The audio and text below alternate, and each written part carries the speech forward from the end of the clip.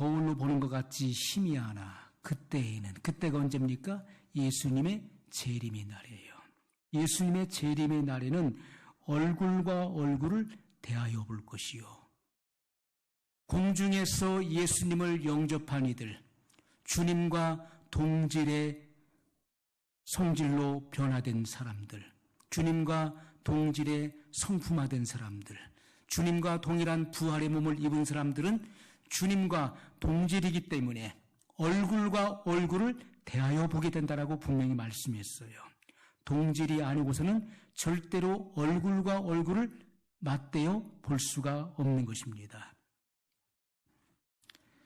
자, 그래서 주님은 그때에는 예수님의 공중 재림 때에 얼굴과 얼굴을 대하여 볼 것이요, 이제는 내가 부분적으로 아나 그때는 주께서 나를 아신 것 같이 내가 온전히 알리라. 그때는 성도의 궁극적 구원이 완성되는 날이기 때문에 주님이 나를 아심과 같이 나도 주님을 완전히 알게 된다는 것을 분명히 말씀하고 있는 것입니다. 그런즉 믿음, 소망, 사랑 이 세 가지는 항상 있을 것인데 변치 않고 항상 존재하는 것이 있다는 것입니다. 그것이 믿음, 소망, 사랑인데 그 중에 으뜸은 사랑이라고 말씀하고 있는 것이죠. 여러분, 성도들이 할 수 있는 신앙의 체험 중에 가장 큰 체험은 고린도전서 13장의 경험인 것입니다.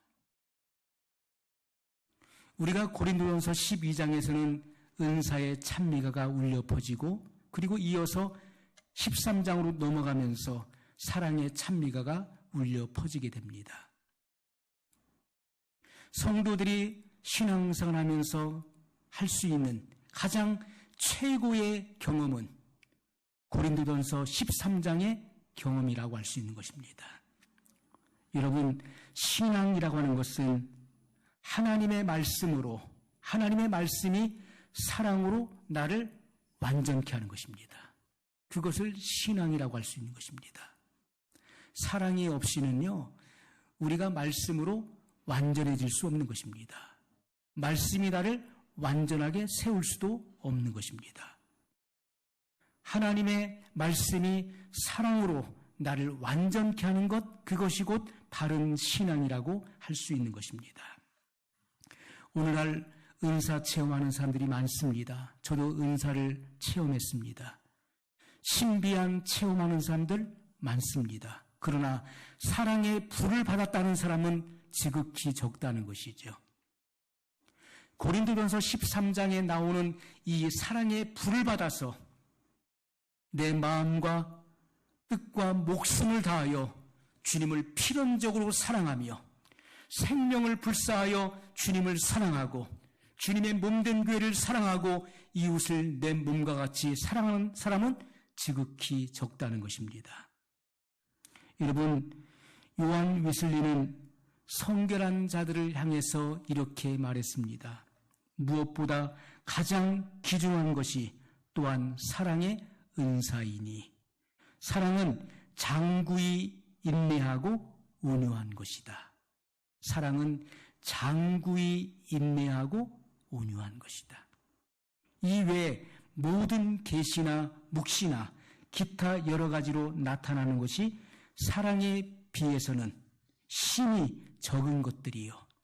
성경에 기록된 모든 은사도 이보다 매우 부족한 것이다. 그렇게 고백했습니다. 성경에 나오는 모든 은사도 사랑에 비하면은 매우 부족한 것이다. 여러분, 사도 바울이 고린도전서 12장에서 각양 은사들을 나열하고 그리고 은사들을 열거한 후에 마지막 31절에 너희는 더욱 큰 은사를 사모하라 이렇게 말씀했어요. 성령의 각양 은사들을 열거한 이후에 사도 바울은 너희는 더욱 큰 은사를 사모하라고 말씀했어요. 더욱 큰 은사. 내가 또한 제일 좋은 길을 너희에게 보이리라. 엑셀런트 웨이예요. 더 좋은 길을 너희에게 보여주겠다. 그러면서 13장으로 넘어가면서 내가 사람의 방언과 천사의 말을 할지라도, 여러분, 사람의 방언과 천사의 아름다운 말을 할지라도, 내가 하나님의 말씀을 전한다 할지라도 사랑이 없으면 소리나는 구리와 울리는 꽹과리에 불과하다는 것입니다. 사랑이 없으면 아무 소용이 없고 아무 유익이 없다, 아무것도 아니다 라고 증거하고 있는 것입니다. 여러분, 신앙에 있어서 사랑보다 더 귀한 것이 있을까요? 모든 것 중에 가장 으뜸이 되는 것은 사랑인 것입니다. 모든 것은 다 소멸되고 없어지는 것입니다. 여러분, 천국 가서도 신의 은사 사용하실 겁니까?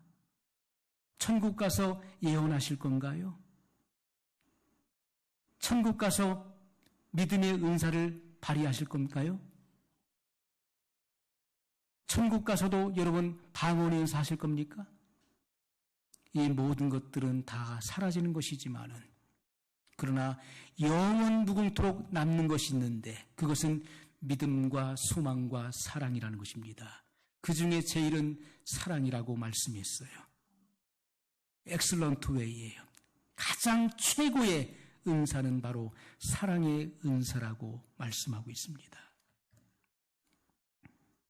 여러분, 우리가 사랑을 버리고 사랑을 전제하지 않는 어떤 다른 것들을 우리가 구한다면은, 사랑을 바탕하지 않은 다른 것들을 우리가 추구하고 구한다면은 그 목적은 어그러지고 바른 길을 떠나서 곁길로 행하게 될 것입니다. 그러므로 그리스도인들이 하나님께 받는 축복 중에 가장 큰 축복은 바로 사랑의 은사를 받는 것입니다. 사랑의 불을 받는 거예요. 그래서 나의 모든 생애를 주님을 위해서 불태울 수 있어야 되는 것입니다.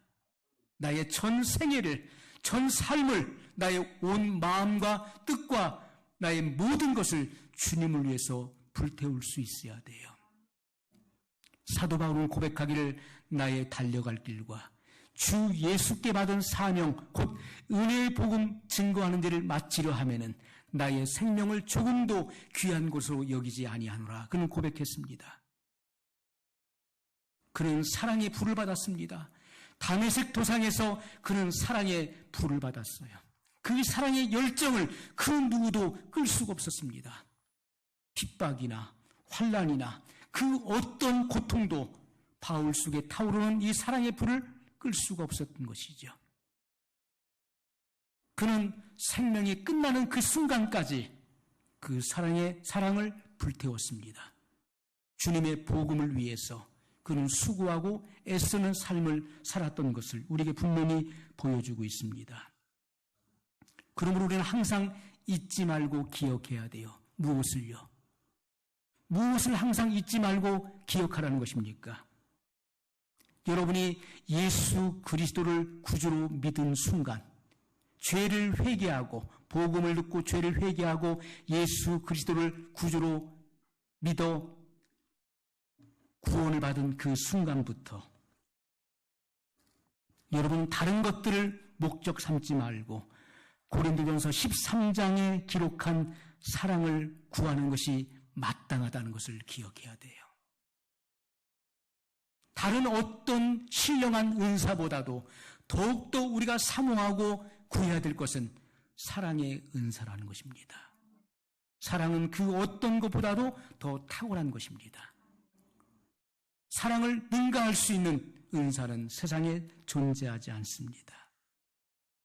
여러분이 주님의 품에 안길 때까지, 또는 여러분이 살아서 휴거되어서 주님 품에 안길 그때까지 이 사랑을 소유하는 것을 최고의 목적으로 삼고 기도해야 된다는 것입니다. 그러므로 여러분, 영의 원천이 무엇인가요? 영의 원천, 우리의 영이 살 수 있는 것, 우리의 영이 궁극적 구원에 도달할 수 있는 것은 바로 회개고 중생이고 성결인 것입니다. 그것이 우리 영의 원천인 것입니다. 우리는 날마다 회개해야 돼요. 그래서 죄악으로 얼룩진, 죄악으로 더럽혀진, 먹보다도 더 더러워진 우리의 세마포, 두루마기를 빠려야 되는 것입니다. 회개를 통해서 빠려야 되는 거예요. 주의 보혈로 씻어야 되는 것입니다. 반드시 모든 성도들은 교회에서 증거되는 이 복음을 통해서 하나님을 만나야 되는 것입니다. 예수 그리스도를 개인의 구주로 만나는 경험을 해야 되는 거예요. 물과 성령으로 거듭날 때 우리는 무늬만 그리스도인이었던 이 무늬를 벗어버리는 것입니다. 종교인의 탈을 벗어버리고 진정 거듭난 그리스도인으로 나오게 되는 것입니다. 물과 성령으로 거듭나야 돼요. 여러분, 반드시 우리는 이러한 회개와 그리고 거듭남, 중생의 경험이죠. 그리고 성결한 경험을 해야 되는 것입니다. 이것이 우리의 영의 원천이 된다는 것입니다. 이것이 없이는 그 누구도 궁극적 구원에 도달할 수가 없는 것입니다. 아직도 신앙생활을 하면서 세상과 짝하고 있고 세상을 사랑하는 사람은 남편을 죽인 자로 더불어 간음하는 자인 것입니다. 여러분, 다투는 사람은 다 자기가 옳다고 말하죠. 여러분, 다툼이, 분쟁이 왜 일어납니까? 서로 자기가 옳다고 주장하기 때문에 다툼이 생기는 것입니다. 다투는 자는 저마다 다 자기가 옳다고 말을 합니다. 자기가 옳다고 주장하는 것은 사실일 수 있어요. 그 말이 사실일지라도 남에게 지지 않는 것은 잘못된 것입니다. 교회 안에서도 사랑의 불이 없으면 냉랭해지는 것이죠. 심령이 냉랭해지고 냉정해지는 것입니다. 그러므로 성경은 긍휼은 심판을 이기고 자랑하느니라 이렇게 말씀했습니다. 긍휼이라고 하는 것은 남을 불쌍히 여기는 마음이죠. 불쌍히 여기는 마음이에요. 여러분, 하나님의 이 사랑은요, 긍휼로부터 나오는 것입니다. 보호자에 계신 하나님께서, 최초의 하나님께서는 보호자를 높이시고 보호자에 좌정하셔서 그 하나님의 가슴 속에 만물을 창조하기 전에 하나님께서는 인류의 타락을 이미 내다보셨던 분이에요. 왜냐하면 하나님은 전지전능하신 분이시기 때문에 사람을 지으시기 이전에 이미 사람의 타락을 내다보셨던 분이에요. 그리고 장차 예수 그리스도를 통하여서 인류를 구원하실 것을 예정하셨던 분이십니다. 그것이 하나님의 전능성이에요. 여러분, 하나님께서는 인류가 타락한, 그리고 그 절체절명의 위기 속에서 둘째 사망의 해를 받을 수밖에 없는 그러한 처지를 불쌍히 여기신 것입니다. 그것이 하나님의 긍휼이에요. 그 긍휼하심 속에서 하나님의 무한한 사랑이 흘러나왔어요. 그리고 그 사랑의 결정체는 예수님을 이 땅에 보내신 것이고 십자가에 죽게 하심으로 우리의 죄를 대속하신 것입니다. 그것이 하나님의 사랑의 결정체라는 것이죠. 여러분, 그러나 우리가 긍휼함이나 자비가 없다는 것은 무자비한 심판을 기다릴 수밖에 없다는 것입니다.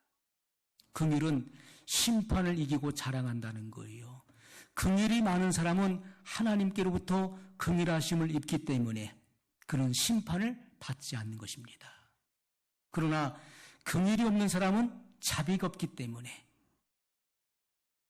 그 사람은 결국 하나님의 심판대 앞에서 무자비한 심판을 받을 수밖에 없게 되는 것입니다. 그것이 성경의 말씀이에요. 형제의 잘못을 보는 것은 100가지 중에 단 한 가지도 유익이 없는 것입니다.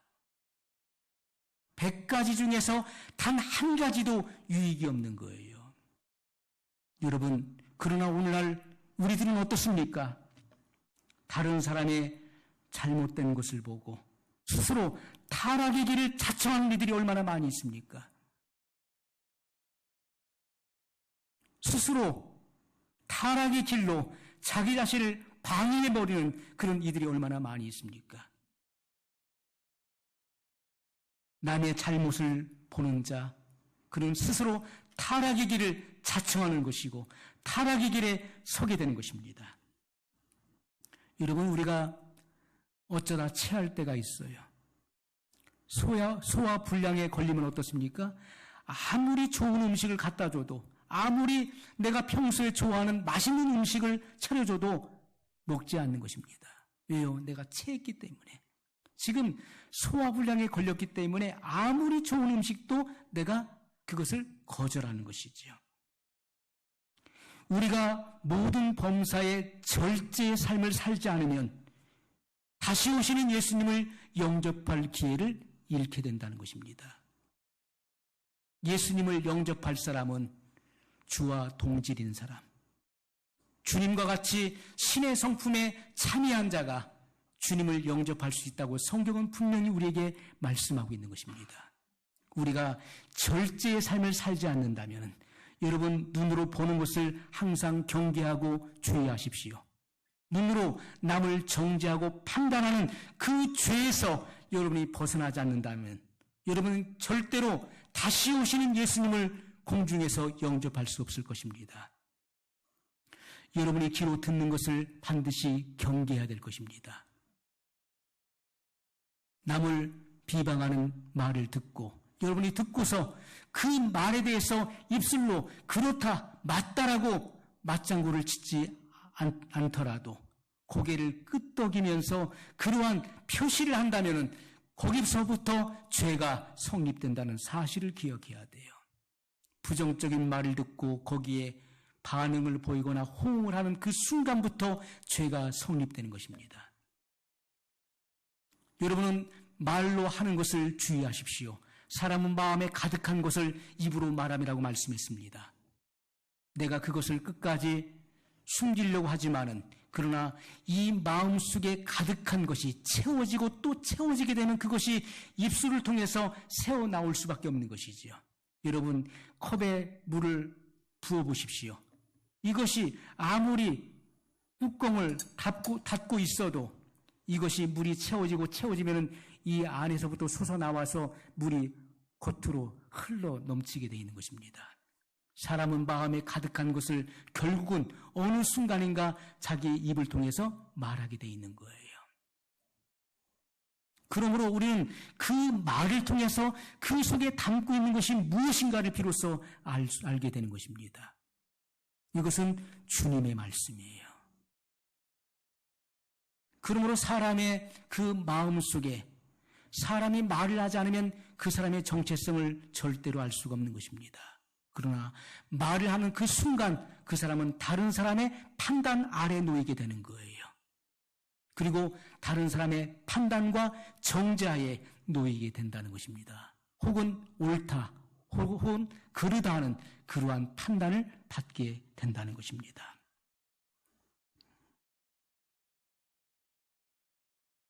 여러분, 우리가 남을 정죄하고 판단한다는 것은요, 옛날에는 그 집에 그 방문이 그 창호지 같은 이 종이로 붙여놨었어요. 저희 집에도 과거에 그 집 방문이요, 그 종이로 붙여놨었어요. 이 종이가 찢어지고 그러면은 다시 붙였지요. 자, 어떤 사람의 집에 파창, 그 구멍이 뚫렸어요. 집에 구멍이 뚫려가지고 그 구멍을 통해서 바라보니까 그 이웃집 집에 방문에 구멍이 뚫린 것이 보이는 거예요. 그러면서 그 사람을 조롱하게 됩니다.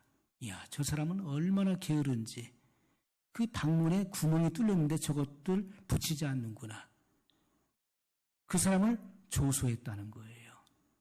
그런데 결국은 자기 집에 뚫려져 있는 그 방문에 뚫려져 있는 그 구멍을 통해서 이웃집의 그 방에 뚫어진 구멍을 보고 있는 것이잖아요. 이런 마치 그와 같은 것입니다. 다른 사람을 우리가 판단하고 정죄하는 것은 곧 자기 자신의 단점이 있다는 것을 우리가 알아야 된다는 것이죠. 여러분, 성결이라고 하는 것은 심령에 있는 하늘과 같은 것입니다. 심령에 있는 하늘이에요.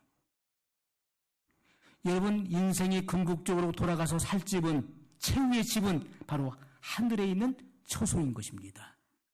우리는 결국 하늘에 예수님께서 우리를 위해서 예비해 두신 그 주택에 들어가서 살 것입니다. 그것이 우리가 최후의 살 집을 말하는 것이죠. 예수님께서는 제자들에게 말씀하시기를 내가 너희를 위하여 처소를 예비하러 가노니 가서 처소를 예비하면 내가 다시 와서 너희를 영접하여 나 있는 곳에 있게 하겠다고 말씀하셨어요. 이것이 바로 예수님의 재림에 대한 약속인 것입니다. 내가 아버지께 가서 거기서 아버지 집에 너희가 살 집을 예비하겠다. 그리고 집이 예비되면 내가 다시 와서 너희를 내게로 영접하여 나와 함께 살게 하겠다고 약속하신 것입니다. 여러분, 우리가 성결은 영원한 집에 들어갈 가장 중요한 요건이 된다는 것입니다. 성결하지 않은 사람은 영원한 집에 들어갈 수 없는 거예요. 내가 아무리 희망해도 그것은 희망사항이 불과한 것입니다. 나도 천국 갔으면 좋겠다. 나 빨리 천국 갔으면 좋겠다. 이 괴로운 세상 빨리 떠나서 천국 갔으면 좋겠다. 그것은 희망사항이에요. 내가 성결하지 않으면 그 사람은 절대로 천국 갈 수 없습니다. 천국에는 악한 죄인이 존재하지 않는 세계인 것입니다. 천국은 분노하는 자가 갈 수 없는 곳이죠. 천국은 악한 자가 갈 수 없는 것입니다. 천국은 악한 생각으로 늘 남을 해하려는 생각을 하는 자가 갈 수 없는 것이죠. 천국은 거짓말하는 자가 갈 수 없는 세계인 것입니다. 천국은 무자비한 자가 갈 수 없는 나라예요. 천국은 주님과 같이 사랑이 넘치는 사람이 갈 수 있는 세계인 것입니다. 그러므로 여러분, 천국을 가리켜서 사랑의 아들의 나라라고 성경은 기록하고 있는 것입니다. 주님께서 우리를 흑암의 권세에서 건져내사 그의 사랑의 아들의 나라로 옮기셨다고 말씀하고 있어요. 천국은 하나님의 아들이신 예수 그리스도를 사랑하는 자들만이 들어갈 수 있는 나라라는 것을 분명히 말씀하고 있는 것입니다. 그 명칭을 통해서 우리는 분명히 알 수 있는 거예요. 주님을 필연적으로 사랑할 수밖에 없는 사람들이 들어가는 나라가 바로 천국이라는 것입니다. 성경은 히브리서 12장 14절에 아무도 거룩함이 없이는 주를 보지 못하리라고 말씀했습니다. 거룩하지 않은 사람은, 속된 사람은 결단코 주님을 만나뵐 수 없다는 것입니다. 성결은 계속해서 자라고 성장하는 것입니다. 우리가 물과 성령으로 거듭난 것을 경험한 그 순간부터 완전한 사랑의 세계, 가나안 복지에 들어갈 때까지 우리는 전진해야 돼요. 성장을 거듭해 나가야 돼요. 언제까지요? 그리스도의 장성한 분량에 도달할 때까지 성장해 나가야 되는 것입니다. 거듭난 사람은 성결의 은혜를 사모하고 성결의 생애 속에 들어가야 되는 것이고, 성결의 경험을 한 사람은 성화의 단계, 그리스도의 완전의 단계에 들어가야 되는 것이고, 성화의 단계에 들어간 사람은 영화를 바라보면서 전진해 나가야 되는 것입니다.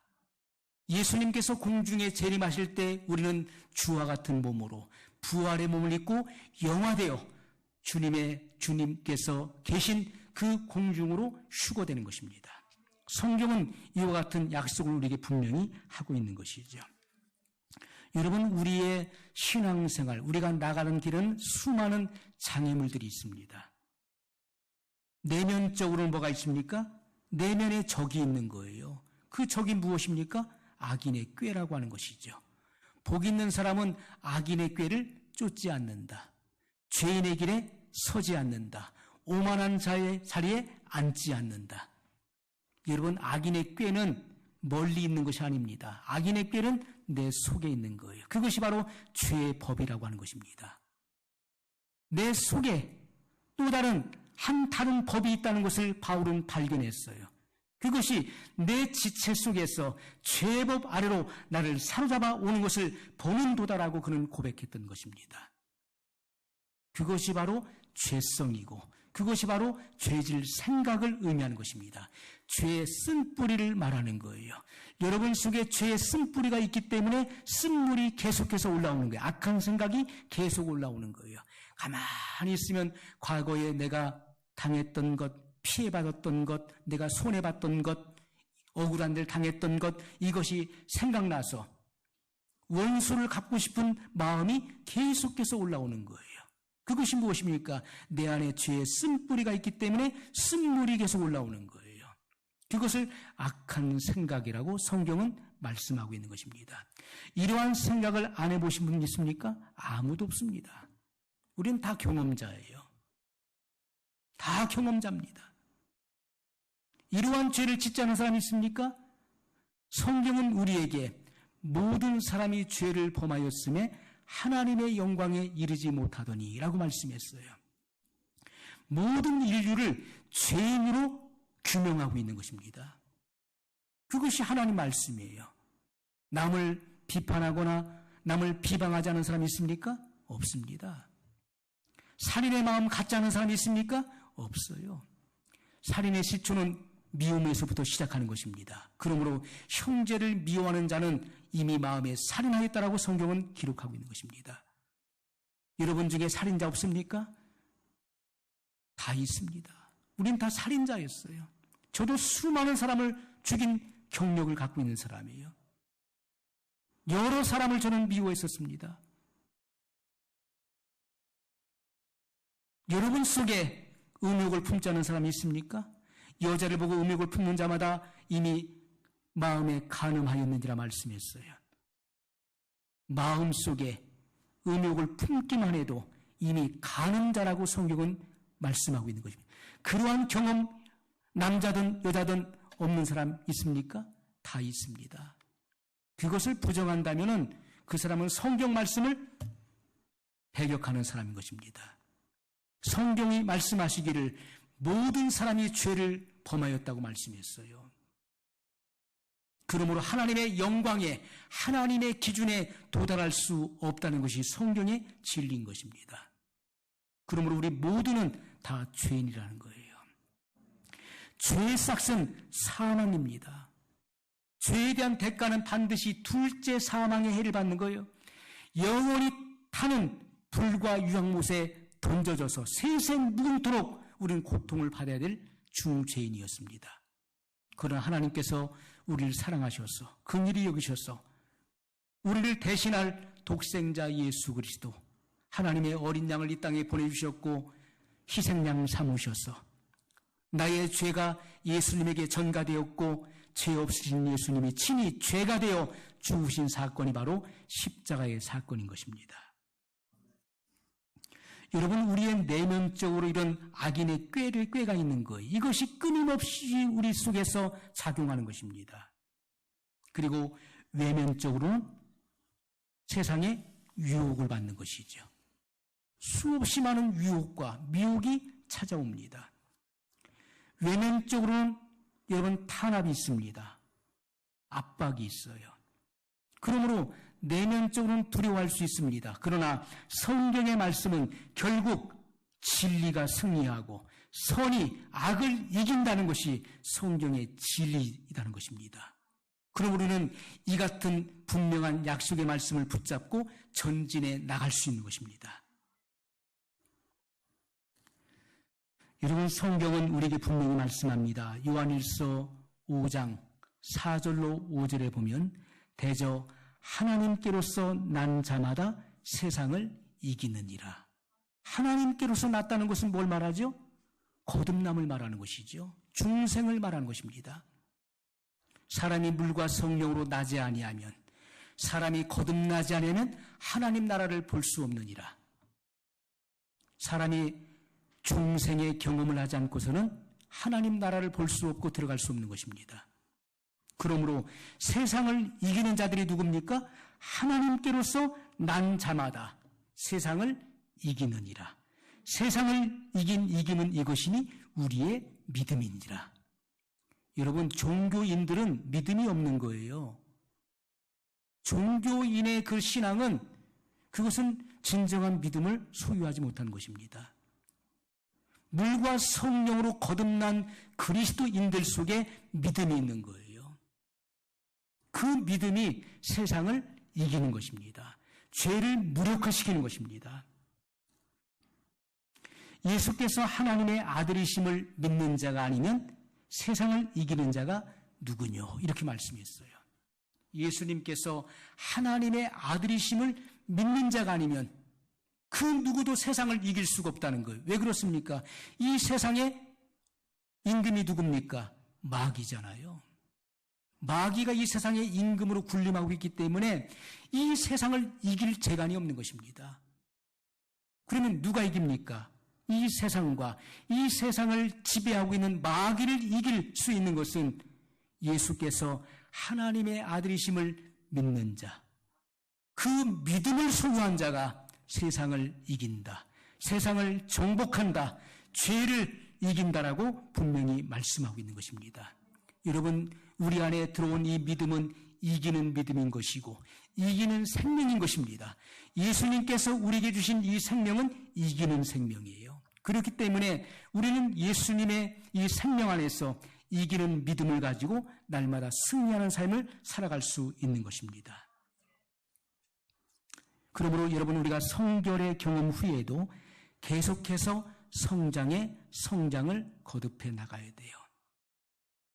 중생의 단계에서 성장하는 것과 성결의 단계에서 성장하는 것은 다른 것이죠. 성결의 경험을 하게 되면은 중생의 단계에 있을 때보다도 그 성장하는 속도가 현저하게 빠르게 되는 것입니다. 일치월장 성장해 나가는 거예요. 베드로서 3장 18절에 오직 우리 주 곧 구주 예수 그리스도의 은혜와 저를 아는 지식에서 자라가라 말씀했어요. 저를 아는 지식에서 자라가라. 이것은 영적인 지식, 천국 지식을 말하는 것이죠.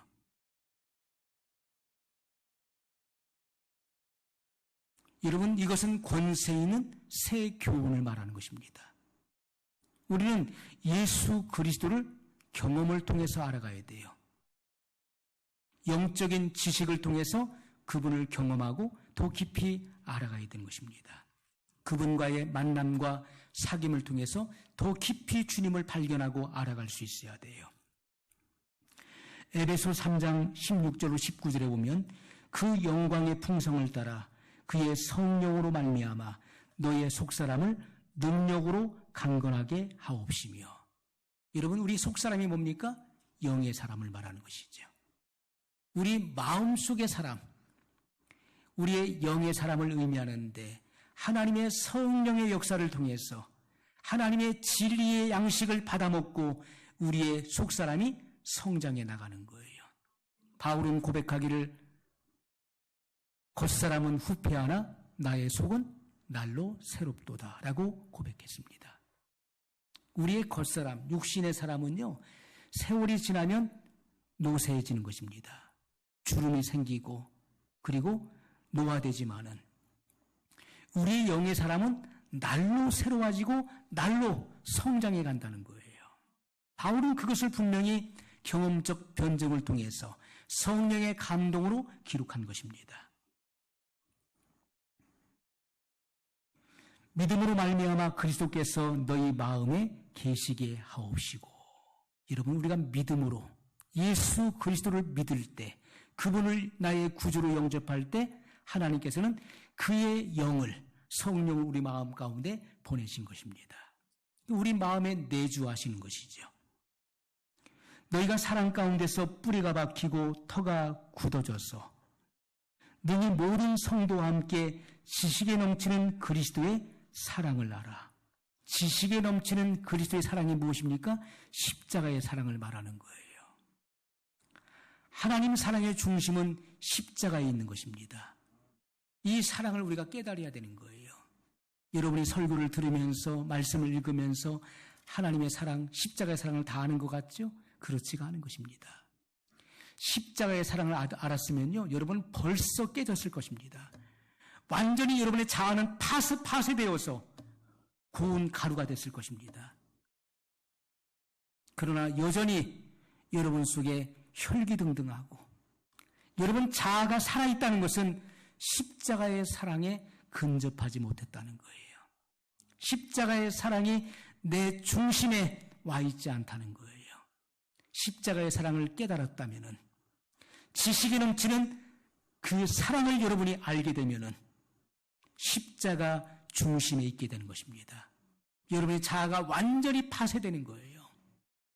그래서 나는 간 곳 없고 오직 나를 구속하신 주님만 남게 되는 것입니다. 바울의 고백과 같이 내 안에 사는 것은 내가 아니요 그리스도시다. 내가 아니요 그리스도께서 내 안에 나로 살고 계신다라고 고백했던 것처럼 그러한 신앙적 고백이 이루어지게 되는 것입니다. 여러분, 이것이 얼마나 중요합니까? 그 넓이와 길이와 높이와 깊이가 어떠함을 깨달아. 이것이 바로 하나님의 경륜의 깊이를 말하는 거예요. 만물을 창조하기 전에 보호자를 세우시고 그 보호자에 좌정하신 그 하나님의 가슴 속에 있는 그 지고한 하나님의 계획과 뜻을 보라는 거예요. 그분의 넓이와 깊이와 높이와 깊이를 생각해 보라는 거예요. 측량할 수 없는 그 주님의 그 경륜을 우리가 알아야 된다는 것입니다. 하나님의 모든 충만하신 것으로 너희에게 충만하게 하시기를 구하노라. 하나님의 모든 충만하신 것으로 충만하게 하시기를 구하노라. 바울의 기도도 너무나 깊은 기도, 심층적인 영적인 기도예요. 우리는 그의 영광을 얻을 때까지 성장해야 되고 장성해 나가야 되는 것입니다. 여러분, 우리가 이 땅에서, 이곳에서 확장되는 것만큼 천국에서도 영광을 얻게 될 것입니다. 이 땅에서 여러분이 확장된 만큼 천국에서 풍성함을 누리게 될 것입니다. 그러므로 여러분의 마음을 확장해야 돼요. 여러분의 영을 확장해야 되는 것입니다. 여러분의 지경을 확장해야 돼요. 그래야 천국에서 그 풍성함을 그만큼 누리게 될 것입니다. 천국에서도요, 끊임없이 성장하는 거예요. 이 땅에서만 성장하는 것이 아닙니다. 천국에서도 끊임없이 성장해 간다는 거예요. 영광에서 영광으로, 또 영광에서 영광으로 이르게 되는 것입니다. 천국은 정체된 곳이 아니에요. 천국은 항상 보는 것만 보는 것이 아닙니다. 어제 봤던 거 오늘 또 보는 그런 세계가 아니라는 거예요. 천국은 끊임없이 변화하는 것입니다. 끊임없이 성장하고 변화한다는 거예요. 그것이 성경에 있습니까? 있습니다. 고린도서 3장 18절에 보면 우리가 다 수건을 벗은 얼굴로 거울을 보는 것 같이 주의 영광을 보매 저와 같은 형상으로 화하여 영광으로 영광에 이르니 곧 주의 영으로 말미암음이니라. 여러분, 영광으로 영광에 이른다는 거예요. 하나님의 세계는요, 영광으로 영광에 이르는 것입니다. 무궁무진하게 성장하고 발전하는 세계예요. 우리도 끊임없이 성장하고 발전하게 될 것입니다. 그러므로 우리가 일상 속에서 우리 자신의 신앙적 인격의 관리를 하지 않으면 안 되는 것입니다. 왜냐하면 우리는 이미 목표가 분명해졌어요. 성도의 궁극적 구원의 완성은 바로 공중 휴거를 통해서 예수님께서 공중에 우리를 영접하기 위해 재림하실 때 휴거되는 성도들은 궁극적 구원이 완성된다는 것이죠. 우린 거기에 분명한 목표와 목적을 가지고 있는 것입니다. 그러기 위해서는 우리가 이 땅에서 성결의 경험을 하고 성결의 생애를 살지 않으면 안 되는 것입니다. 우리 일상 속에서 분노는 죄가 성립되지 않는 데서 그쳐야 되는 것입니다. 죄가 성립되지 않는 데서 그 분노를 그칠 수 있어야 돼요. 사람이 분노할 수 있어요. 순간적으로 욱할 수 있는 것이고요. 순간적으로 분이 날 수 있는 것입니다. 그러나 그것이 죄가 성립되지 않는 단계에서 그쳐야 된다는 것이죠. 이것은요, 하루 종일 우리가 분노를 품고 있어서 안 된다는 것입니다. 에베소 4장 26절 27절에 보면 분을 내어도 죄를 짓지 말며, 분을 냈다고 해서 그것이 죄가 성립되는 게 아니에요. 분을 낼 수 있는 것입니다. 그러나 분을 내어도 죄를 짓지 말라 말씀하고 있어요. 해가 지도록 분을 품지 말고, 우리가 해가 지도록 분을 품어보십시오. 해가 지기 전에 그날로 그쳐야 되는 것입니다. 분노를 계속해서 품고 있어 보십시오. 여러분이 오늘 내가 분노가 일어났는데, 내가 어떤 것을 보고서 분노가 일어났어요. 그 분노를 삭히지 못하는 거예요. 그리고 그 분노를 품고 여러분 잠자리에 들어보십시오. 여러분, 사람은 영적인 존재라는 사실을 항상 기억해야 돼요. 잘 믿는 성도는 내가 영이라는 사실을 기억해야 돼요. 영계가 함께 돌아가는 것입니다. 하나님도 영이시고 천사도 영이에요. 마귀도 영적 존재예요. 내가 분노를 품고 잠자리에 들었을 때 이 분노는 마귀의 속성과 주파수가 딱 맞는 거예요. 마귀가 내 안에서 활동할 수 있는 근거지를, 활동 무대를 마련해 주는 거예요. 마귀가 들어와서 우리의 이 마음의 땅을 밟는 것입니다. 밟아서 단단하게 굳어지게 만드는 거예요. 그래서 자고 일어나면 마음이 더 강팍해지고 폐역해지는 것입니다. 왜요? 분을 풀지 않았기 때문에. 그 분노를 품고 잠자리에 들었기 때문에 마귀가 밤새도록 역사한 거예요. 그 마음이 더 강팍해지고 더 완악해지고 더 불신으로 가득 차지고 더 악해지는 것입니다. 그렇기 때문에 성경은 이러한 비밀을 우리에게 말씀해 주는 거예요. 분노는 죄가 성립되지 않은 데서 그쳐야 된다. 하루 종일 분노하지 말아야 된다. 분을 내어도 죄를 짓지 말며 해가 지도록 분을 품지 말고 마귀로 틈을 타지 못하게 하라, 이렇게 말씀했어요. 왜요? 분노하고 있으면 마귀가 틈 탈 수 있는 문을 열어주는 거예요. 마귀가 들어올 수 있도록 성문을 열어주는 것이기 때문에, 마음의 문을 열어주는 것이기 때문에 마귀가 역사하게 되는 것입니다. 그러므로 분노하는 사람은 낮은 마음을 가지고 있다는 증거예요. 저속한 마음을 가지고 있다는 증거인 것입니다. 분노를 없애야 돼요. 주님 앞에 가지고 나와야 됩니다. 회개해야 돼요. 그래야 그 분노가 녹아버리는 것입니다. 여러분, 원망하는 사람은 모든 일에 원망하게 돼 있어요. 그러나 화평케 하는 사람은 죽음에 이르러도 화평케 하는 것입니다. 예수님께서는 십자가의 죽으심으로 하나님과 우리 사이에 원수된 것을 화평하게 하셨어요. 절대 하나가 될 수 없는 이스라엘과 이방인을 하나가 되게 하셨습니다. 화평케 하는 자는 죽어도 화평케 하는 것입니다. 우리는 피스메이커가 되어야 돼요. 화평케 하는 자. 그 사람이 성결한 사람이에요. 예수님께서 이 땅에 오신 목적이 무엇인지를 생각해야 됩니다. 우리에게 주신 직책은 화목케 하는 직책 외에는 없어요. 절대로 화목을 깨서는 안 됩니다. 우리는 세상 어디를 가든지 여러분이 직장에 가면 그 직장에서 불화된 사람들을 화목하게 만들어야 돼요. 교회 안에서도 화목하게 해야 되는 것이고, 집안이 모였을 때도 그 불화된 그 형제지간을 화목하게 하고, 부자지간의 관계를 화목하게 하는 그런 피스메이커가 돼야 되는 것입니다. 그러한 삶을 사는 사람들이 성결한 생애를 사는 사람들인 것입니다. 여러분, 비평하는 마음으로 하나님 말씀을 듣는 사람은요, 그 말씀이 자기 마음에 맞으면 기뻐하지요. 자기 마음에 맞지 않으면 분노하게 되는 것입니다. 그것이 비평하는 사람의 마음 상태를 말하는 거예요. 비평자의 마음 상태 속에는 항상 자기에게 맞는 말을 해주길 원하는 거예요. 그 말을 들으면 맞다, 좋다.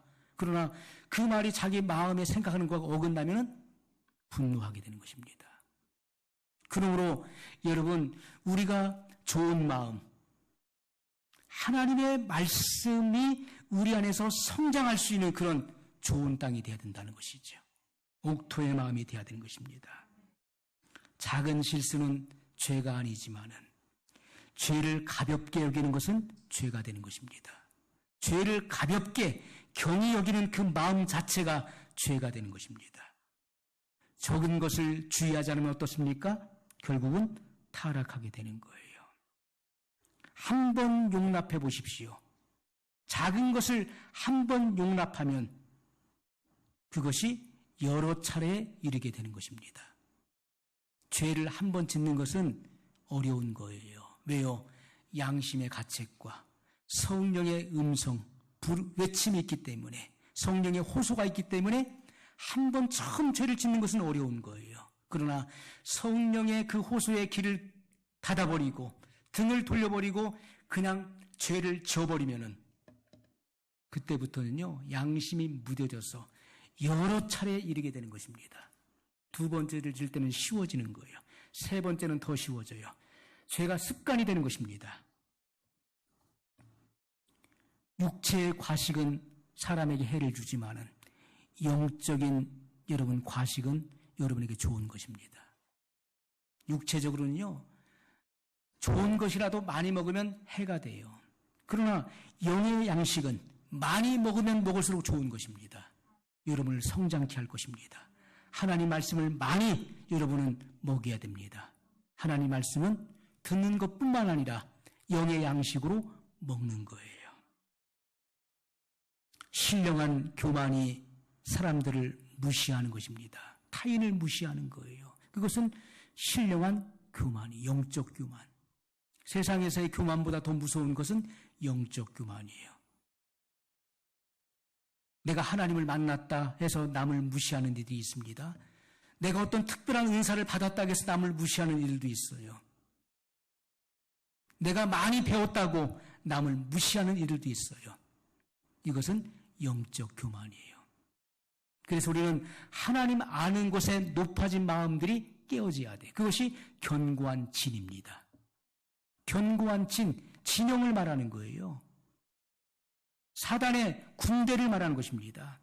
그 군대가 이 머릿속에 있는 거예요. 이 머리. 나 하나님 다 안다.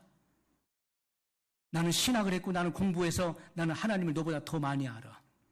이것이 견고한 진이에요. 이 견고한 진이 생명의 말씀을 통해서 완전히 파쇄되어야 되는 것입니다. 그것이 무너져야 돼요. 그래야 하나님 말씀이 여러분 마음속에 깊이 있게 새겨지게 될 것입니다. 성결한 생애 속에 들어갔다는 것은요, 현미경처럼 나의 세미한 부분들이 드러난다는 것입니다. 현미경 보면 어떻습니까? 저는 어렸을 때 호기심이 많아서 제가 두 가지를 꼭 갖고 싶었는데 하나는 현미경이고 하나는 천체만환경이었어요. 결국은 그것을 가지게 되었죠.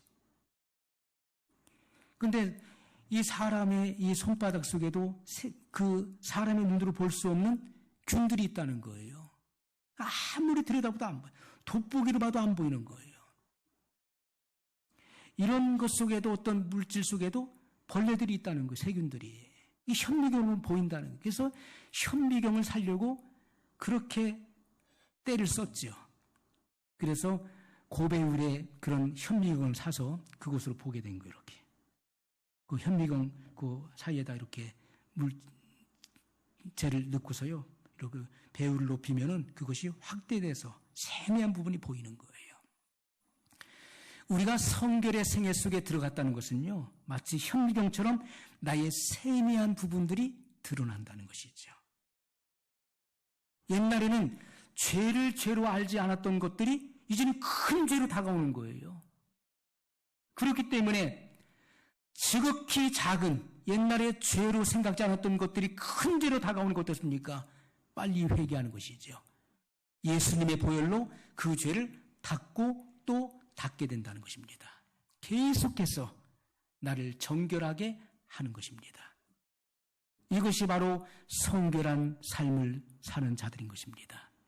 여러분, 오늘 이 말씀을 통하여서 여러분 성결한 생애를 사모하십시오. 성결의 은혜를 사모하십시오.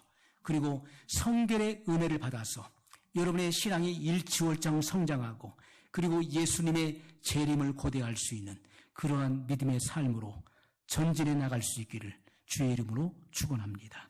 오늘 말씀을 기억하면서 우리 한 목소리로 같이 기도하겠습니다.